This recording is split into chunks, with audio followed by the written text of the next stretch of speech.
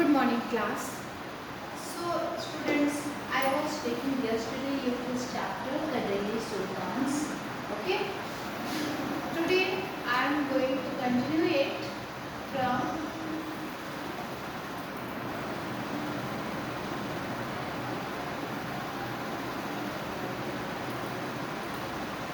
Okay. I am going to continue it. We had studied about the Tomars, about the Chauhans. Okay. These were the rulers. Under this, Delhi became an important commercial center. Under this, Delhi became an important commercial center. But what about the Delhi before 12th century? Delhi का तो कोई नाम ही नहीं था 12th century से पहले. Delhi की कहानी स्टार्ट होती है 12th century से. And who was the first ruler? That was your Tomar. And number 2 is Chauhans. They were from the Rajput dynasty. And this Rajput was from our country. ये अपनी local kings थे. Clear? And under this, the Delhi wall that was a coin minted by these rulers. Okay.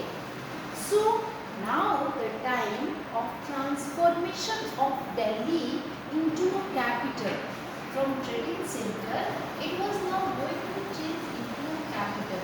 Because the time period of Delhi Sultanate take entry here, ठीक है? And entry लेने के बाद वो क्या करते हैं, दिल्ली को अपनी कैपिटल बना लेते हैं और यहाँ पे कुछ सिटीज को एस्टैब्लिश करते हैं. For the example, Delhi is गुडना, Siri, number 2 is Siri and number 3 is Jahanpanah. These are the three cities. This is your Jahanpana, this is your Siri, and this is your Delhi Pune. Clear? So next is the rulers of Delhi. Delhi के जो rulers थे, वो rulers you already know there were so many dynasties here, 5 dynasties except Rajput dynasty. Clear? Rajput, Turkish, Khalji, Tughlaq, Sayyid and Lodi. Clear? And we had also studied about the 4 stages how they making manuscripts in the medieval period. Who make manuscripts? The learned person. Who were the learned person who are making manuscripts? The secretaries, the courtiers, the courtiers और कौन से लोग थे? ये सारे जो दरबार में रहते थे, एडमिनिस्ट्रेटर्स, पोएट्स, है ना? they were the authors of Tawarik. What was Tawarik? Tawarik was the histories of the medieval time period. Clear? What was the right? वो क्या लिखते थे अपनी तवारीख में? They used to write about the governance of the ruler. Ruler की governance के, उसके administration के बारे में, उसकी history लिखा करते थे. Clear? We had already seen here कि Razia Sultana was the first lady in the medieval India, lady ruler in the medieval India. But at that time we have also seen that there was gender discrimination. Although she was able, although she was appreciated ruler in among her all brothers, but after 4 years she was overthrown by her courtiers. Clear? So next topic is here, from garrison town to empire. So today I am going to take this topic, garrison town से अब empire का expansion हो रहा है. Okay? So in the early 13th century, the control of Delhi sultans really went beyond heavily fortified towns. Delhi sultans का अब जो control था, वो उसके इस garrison town, ये garrison का मतलब क्या हुआ? That were heavily fortified towns occupied by garrisons. Garrisons means soldiers. जो फोर्टिफाइड सेटलमेंट होते थे, किलों से बने हुए settlements where soldiers used to live, that area is your garrison. And from the early 13th century, the control of the sultan on garrison, अब वो क्या होने लगा, अब वो एक्सपैंड होने लगा. कैसे होगा, देखो बेटा, स्टोरी स्टार्ट हो गई. ओके, कहाँ से स्टार्ट हो गई, चलो अब हम चलते हैं स्टोरी में. सुल्तान सैयद कंट्रोल द हिंटरलैंड. अब एक और टर्म आ गया, इस टर्म को समझ ले फिर कहानी को चलते हैं. Hinterland, what is hinterland? The land adjacent to a city और पोर्ट. वो लैंड जो शहर से जुड़ा हुआ था या किसी पोर्ट से जुड़ा हुआ था. जैसे ये शहर है तो इस शहर के आसपास वाली लैंड जो इससे कनेक्टेड है, और जहां से बेटा, जहां से गुड्स और सर्विसेज की सप्लाई होती थी, दिस इज योर हिंटरलैंड, जो कि किसी सिटी या किसी पोर्ट से कनेक्ट होता था. क्लियर? तो ये तो हो गया हिंटरलैंड. garrison टाउन भी क्लियर हो गया. अब story start. Clear? So, in distant Bengal and Sindh from Delhi was extremely difficult. देखो, garrison town में जितने लोग रहते थे वहाँ पे कंट्रोल करना, और वहाँ से बैठे बैठे बंगाल और सिंध में, यानी कि दिल्ली में बैठे बैठे बंगाल और सिंध जो कि पाकिस्तान में था, वहाँ पे कंट्रोल करना, it was very difficult. Clear? अब ये प्रॉब्लम आप यहाँ पे पढ़ोगे, प्रॉब्लम के बारे में कि ये एक्सपेंशन क्यों हो रहा है, क्यों हो रहा है दिल्ली सल्तनत का expansion. Point number 1, what is the point?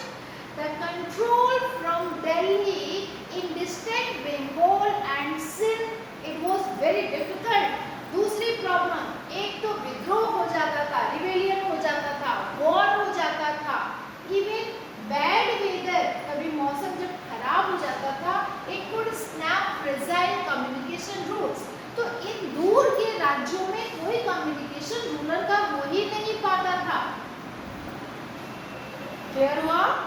दूसरी प्रॉब्लम क्या थी, एक तो ये सारे बहुत दूर दूर थे, उसके बाद इन लोगों से कोई कनेक्शन नहीं हो पाता था राजा का, सुल्तान का, जो दिल्ली में बैठा हुआ था, क्योंकि बीच बीच में विद्रोह हो जाते, कभी युद्ध हो जाता, कभी मौसम खराब हो जाता था. ठीक, अब क्या हुआ, अब दिल्ली अथॉरिटी, और ऊपर से वो तो छोड़ो, मंगोल इन्वेजन. ये जो मंगोल्स थे ना, मंगोल एक बारबरस अनसिविलाइज्ड एक ग्रुप था बेटा, जो कि सेंट्रल एशिया से ये लोग आते थे. ठीक है, और ये सेंट्रल एशिया में बहुत ही खूंखार, डकैत और बहुत ही मर्डरर थे मंगोल्स. ठीक है, तो ये मंगोल्स जो थे, इनका इन्वेशन मीन्स होता है आक्रमण.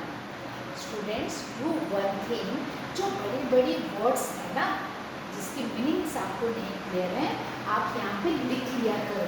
इन्वेशन मीन्स अटैक, क्योंकि अगर आप लिख लोगे ना बेटा तो आपकी वार्निंग क्लियर हो जाएगी. नंबर 1, और जहाँ जहाँ जो भी मैं पॉइंट पे मैं मार्किंग करा रही हूँ, 1 पॉइंट, 2 पॉइंट, 3 पॉइंट, आप इसको मार्क करते चलो. तो जब आप बुक खोलोगे ना, चैप्टर खोलोगे, it will be easy for you to recall all this points. Got it? Okay, so my third point is, what is the problem with this here in Delhi Sultanate? The problem that Mongol invasion, वो uncivilized barbarous people, barbarous group, उनकी भी अपनी एक authority थी अपने central Asia में. आप जानते हैं सेंट्रल एशिया में कौन कौन सी कंट्री आती है? ये आपका जम्मू कश्मीर हमारा हो गया, जम्मू कश्मीर के बगल में पाकिस्तान, जैसे ये अपना इंडिया है, तो इंडिया के ऊपर वाला हिस्सा जम्मू एंड कश्मीर, पाकिस्तान, अफगानिस्तान, और इसके ऊपर कजाकिस्तान, तजाकिस्तान, उज्बेकिस्तान, ताशकंद, ये बहुत सारी कुछ कंट्रीज है. यही है आपका सेंट्रल एशिया. तो यहाँ पे रहते थे मंगोल्स. तो ये इन मंगोलों ने, इन्होंने इन्वेशन कर दिया, अटैक कर दिया दिल्ली सल्तनत पे. ये लोग हमेशा अटैक करते थे. From Afghanistan and my governors who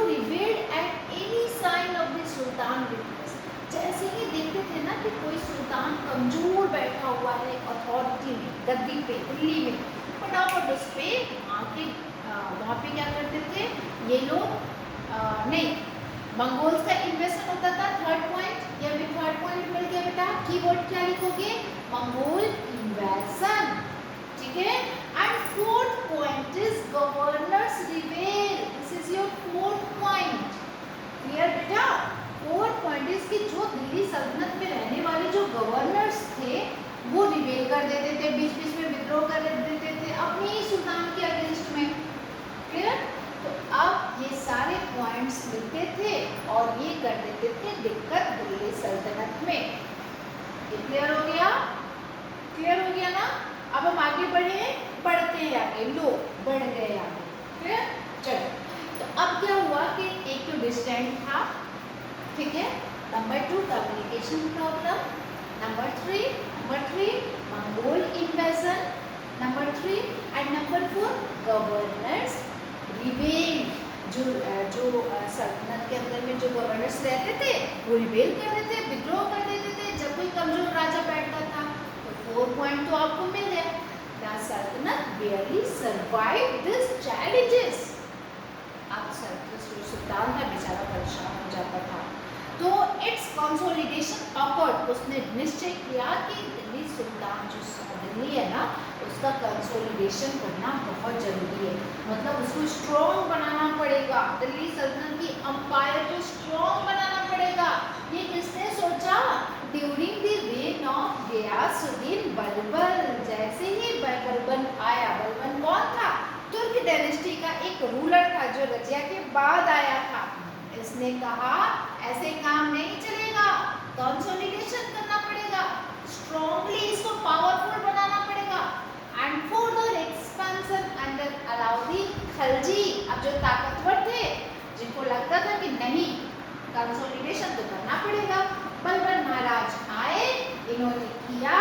और नंबर 2 अलाउद्दीन खिलजी, इसके टाइम में बहुत तेजी से एक्सपेंशन हुआ, फैलाया इसने अपने दिल्ली से बाकी देशों में, बाकी राज्यों में अपने राज्य को। और एक और था, that is your Mohammad bin Tughlaq. अब ये तुगलक, अलाउद्दीन खिलजी और बलबन के टाइम में जो दिल्ली सल्तनत था उसका हो रहा है एक्सपेंशन। क्लियर? ठीक है, गैरिसन टाउन से एक्सपेंशन शुरू हो गया। अब प्रॉब्लम्स भी पढ़ ली, रूलर्स भी पढ़ लिया। अब हम पढ़ेंगे कि इन लोगों ने एक्सपेंशन किया कैसे, हाउ, कैसे एक्सपेंशन हुआ। So the first set of campaigns along the internal frontier of the Sultanate aimed at, अब क्या हुआ? तो इन लोगों ने फर्स्ट सेट ऑफ कैंपेन शुरू किया। इन लोगों ने नहीं, सभी सुल्तान एक साथ थोड़ी शुरू करेंगे। जिन जिन लोगों के नेम्स आए हैं जो बहुत पावरफुल थे, इन्होंने एक काम करना शुरू किया।